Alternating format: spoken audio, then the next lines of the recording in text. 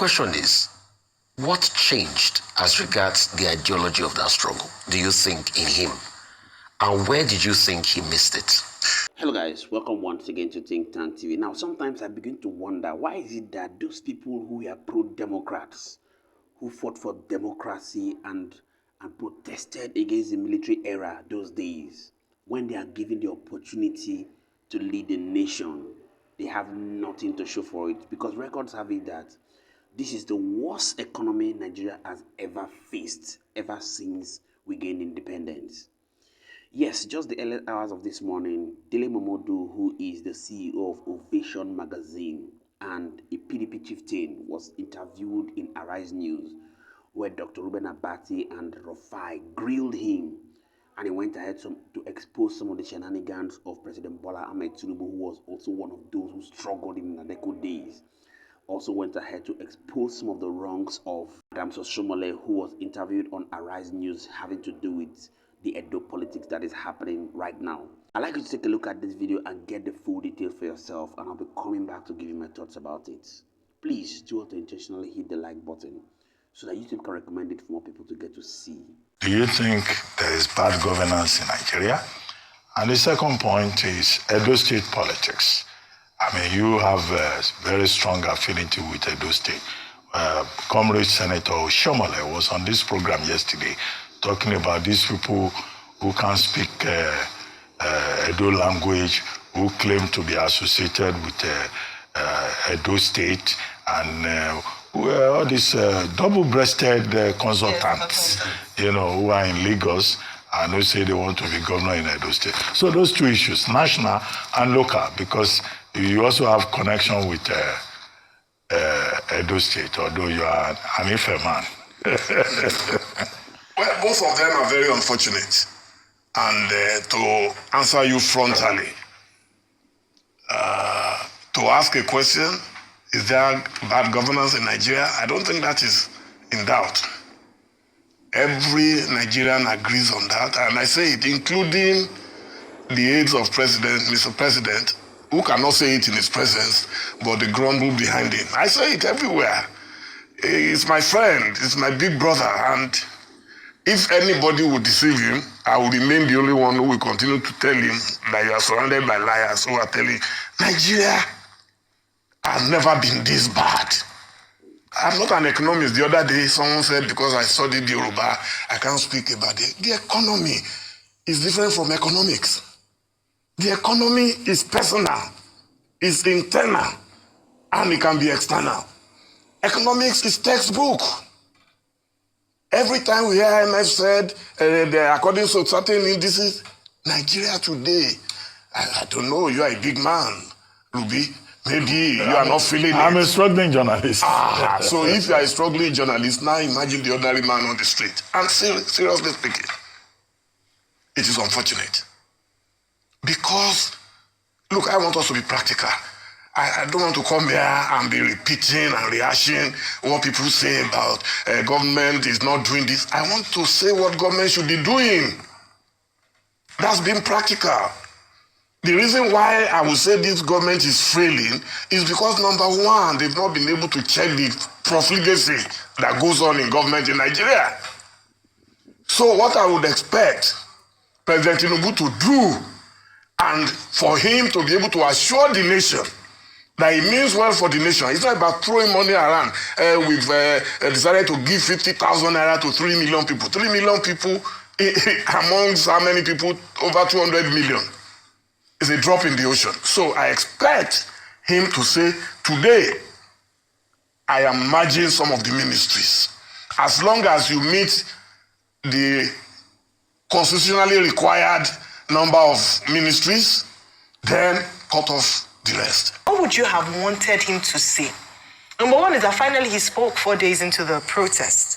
Yeah. What would you have wanted him to say? I was one of those who wrote letters. Now I'm a letter writer, like President Olusegun Obasanjo. I write letters. Because I think apart from letters getting to them one way or the other, especially open letters, it also places on record that some of us are speaking up. Because tomorrow they'll say, oh, you didn't tell him. We've told him very clearly what he's doing wrong and what he needs to do right. So, number one, I'm embarrassed. I'm scandalized that in a democracy, a president will tell us people don't have the right to protest. I told the protesters clearly that I'm not protesting because I've become a statesman, I'm an old man. I started the struggle in 1978 as a pioneer jambite at the University of Ife. So my Luther has stopped. But I will protect the rights of others to also have their own No, Luther. but he didn't say people didn't have the right to No, protest. that's what they did. He said they had the right to they wasted a lot of our resources on trying to suppress. If the number of security agencies that we saw in Lagos alone were sent to Sambisa, I'm sure by now, maybe we would have wiped out Boko Haram. Look, we intimidate the civilians. And the reason I'm embarrassed is that we mobilized civilians against military regimes. Now, they are indirectly calling on the military. That's why Atiku Abubakar had to issue that statement 2 days ago, that military should not go and kill innocent people on the street. Because now we are mobilizing military against civilians, when in our own time we were mobilizing civilians against the military. Is it not an irony? So, that's one. Number two, I expected him to do more than an apology, to carry out an investigation into how peaceful protests suddenly became fisticuffs between the security guys and the protesters. Number three, I expected him to give people in concrete terms what he will do to reduce the cost of governance, which everything comes from there. Once you reduce the cost of governance, you will see that you will free enough of our resources for the general use of the general good of the general people. What areas would you want him to cost? I've told you one already. Yeah. The first is too many bloated cabinet, bloated civil service, bloated special advisors. Most of them don't even have offices. They just hang around. So, if you do that, then the people will say, oh, then I mentioned the presidential jet thing. The man, God already blessed him with a private jet. We all see what happens in other countries that we all like to quote. Oh, can't you see America? What is happening is that in Nigeria, I always say it on my program, we want to practice capitalism without capital. If you don't have capital, you can't live like an American president. What we have are American presidents. Okay, so a couple of things. Number one, Bob D, you've always written letters. You wrote letter to Buhari, you wrote letter to all these people. But one question that keeps going through my mind anytime you say President Bola Ahmed Tinubu is your friend, I'd like to ask, do you still have a personal relationship? No, none. When last did you message him? Maybe over 3 years ago. So over 3 years ago, you've not spoken to him again? No, not at all. We haven't met. I met his wife. Do you still have his number? I wouldn't know if it will work, but I have not bothered. Because it's not necessary. Okay, good. Secondly, both of you were in the struggle for June 12 those days in different dimensions. You on the media front with your relationship with MKO Abiola, him also as a senator of the SDP then. The question is, what changed as regards the ideology of that struggle, do you think, in him? And where did you think he missed it? The ideology of that struggle had nothing to do with Tinubu or a political party. It was a general struggle against the military. We wanted democracy. So my relationship with him was more at the level of Nadeko.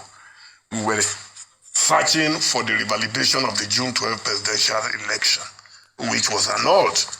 So that is that. When he came back, he became governor. I had no relationship at that level. Okay. But occasionally we might meet at functions. You are not close. No, politically. Because I disagree vehemently, and I stated this publicly, you can fact check it, vehemently. When he had issues with Tokunbo Afikuyomi, who was one of his closest guys, I granted open interview where I said, no, you can't do this. When he was having issues with Fashola, he was almost removing Fashola when he wanted second term. I wrote about their marriage, that they are inseparable. because their marriage was made in heaven. When he had issues with Ambode, I wrote letters to him openly. So it's nothing new. I've always, when he was having problem with Saraki, he didn't want Saraki to be Senate president. I wrote him. I said, no, it is unfair in a partnership. CPC had number 1, Buhari. ACN had number 2, Oshibajo. And then Saraki, the PDP breakaway faction, wanted number 3. You said no.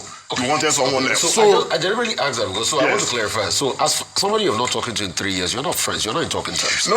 When you say somebody is your friend, a friend could be anything. Okay. So but currently you are not in chummy terms. Secondly, we're not fighting. Okay, you're not fighting, but you've not also spoken in 3 years. Oh yeah, definitely. The reaction the government will always make is that people like you is because they defeated you in the election. And I've seen that reaction by the likes of government agents like Mr. Bayan Onuga, reaction to Mr. Atiku Abubakar's statement and all of that, that he defeated you in the election and he's still paying you people. That's number 1. Secondly, they will also say that most of these things you're asking for them to do, that they have done it, like CNG, like they say they will cultivate 10 million hectares of land and all of that. Like they say they're trying to keep it within range. In fact, he also said about the fact that, they've reduced cost of servicing their debt and all of that. I mean, what do you say to reactions like that when they say it's because it's paying you people? I've never bothered about the comments of government agents. Never. So, did he defeat us in the election when I talked about Afikuyomi, when I talked about Fashola, when I talked about Ambode? I wasn't even a member of their party. I've never been a member of their party. The thing is that in October 2022, I was interviewed on another channel. And I said it clearly that if he wins, we are likely to have a potential dictator. Every newspaper carried, everybody shouted, how can you say so? What I see today has justified my claim. Look, in good conscience. He's a dictator. Well, you can use any word you like, but what I see now, a situation where people cannot protest. Bob, we have limited time. Yes. Now, the Atiku market seems to have gone down. Even some of the people in the Atiku market, Reno Omokri is now carrying Tinubu's flag. Dan Buala is looking for Kokorotinjefo inside the fort. He has moved somewhere else, but you are still in the opposition. But let's talk about what you are. Opposition is not about Atiku. This is what bothers me. When you reduce opposition that anybody who does not support Tinubu means that it's because of Atiku. I finished my job at the Atiku campaign last year. My point I need to clarify that I am Dele Momodu speaking as Dele Momodu as I've always spoken. Okay, market has ended with Atiku. I don't know about which market. But let's talk about what you are doing. Yes. I know that you have some programs apart from Ovation. You have built a library in Ibadan. Can you tell us about that? Your own philanthropy, your own program. Correct. I need to quickly add that I'm doing what I'm doing because I was radicalized by some people. Your foundation, I'm happy that Prophet El Buba mentioned foundation when he was talking to you. My foundation is academic in nature. So, Wole Soyinka, Bola Tinubu, NK Abiola, they all inspired us to be able to speak truth to power. And I will continue to speak truth to power, whether I retire from politics or not. You have seen it for yourself that President Bola Tinubu was one of those that really struggled during the Nadeko days, protesting against the military era. In fact, at some point, he became a refugee and traveled out of the nation of Nigeria just to secure his refuge, as at the time when the military government was chasing him all around, before he came back to become the governor of Lagos State and became a senator on the SDP platform. However, one question remains. Is it that these people had nothing to offer, or their struggle was just simply for their selfish interest, or they are struggling, or perhaps they are overwhelmed when they get into Aso Rock? Because a lot of people have the belief that there's something in Aso Rock that when you get into power, you just cannot do all your plans again. You just will be thinking of your selfish self, or the power brokers that are there will do well to frustrate you for their selfish interests. I've been asking this question. Will Nigeria ever get better again? With this kind of successive failures back to back from most of our leaders who struggled, and at the end of the day, when they give them the opportunity, they keep failing Nigerians. I think Nigerians also have a role to play in this, because you see people who have done nothing, you see people who are failing back to back, they still have supporters. And the supporters are not just those who are close to them in the political corridors. They have supporters that are also poor people, believing in them and believing that they are doing the wrong thing. If you say anything about them, they're even willing to go ahead to fight you, all in a bid for them to remain relevant in the system and gain the peanuts they keep wanting to gain from the political class. And that's why sometimes I align with the thoughts of the likes of Omoyele Sowore and Seun and Nicola Bokuti, who have always said that Nigerian leaders are intentionally weaponizing poverty to make sure that the people will continue to do their bidding. And when will Nigeria ever come out of this bullshit? Let's do well to drop our thoughts in the comment section. It helps us to get to know what we think about the video we just heard. Also do well to intentionally hit the like button and click on the subscribe button so that you can be duly informed when we put out more informative content like this. Many thanks indeed to all our viewers and returning subscribers. We really do not take it lightly. My name again is Moses and this is Think Tank. See you on our next video.